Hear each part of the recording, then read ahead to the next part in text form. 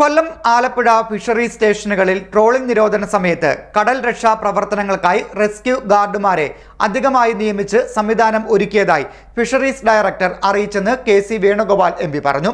ഹാർബറിൽ രക്ഷാപ്രവർത്തനത്തിന് സ്ഥിരം സംവിധാനം ആവശ്യപ്പെട്ട് നേരത്തെ കെ.സി. വേണുഗോപാൽ മുഖ്യമന്ത്രിക്ക് കത്ത് നൽകിയിരുന്നു. കൊല്ലം ആലപ്പുഴ ഫിഷറി സ്റ്റേഷനുകളിൽ ട്രോളിംഗ് നിരോധന സമയത്ത് കടൽ രക്ഷാപ്രവർത്തനങ്ങൾക്കായി റെസ്ക്യൂ ഗാർഡുമാരെ അധികമായി നിയമിച്ച് സംവിധാനമൊരുക്കിയതായി ഫിഷറീസ് ഡയറക്ടർ അറിയിച്ചുവെന്ന് കെ.സി. വേണുഗോപാൽ എം.പി. പറഞ്ഞു. ഹാർബറിൽ രക്ഷാപ്രവർത്തനത്തിന് സ്ഥിരം സംവിധാനം വേണമെന്ന് ആവശ്യപ്പെട്ട് നേരത്തെ കെ.സി. വേണുഗോപാൽ മുഖ്യമന്ത്രിക്ക് കത്ത് നൽകിയിരുന്നു. രക്ഷാപ്രവർത്തനത്തിന് പ്രാവീണ്യം നേടിയ 12 മുതൽ 8 എണ്ണം വരെയുള്ള റെസ്ക്യൂ ഗാർഡുമാരെ അധികമായി നിയമിക്കുന്നതിന് അതാത് ജില്ലാ കേന്ദ്രങ്ങൾക്ക് ഫിഷറീസ് വകുപ്പ് നിർദ്ദേശം നൽകിയതായി എം.പി. പറഞ്ഞു.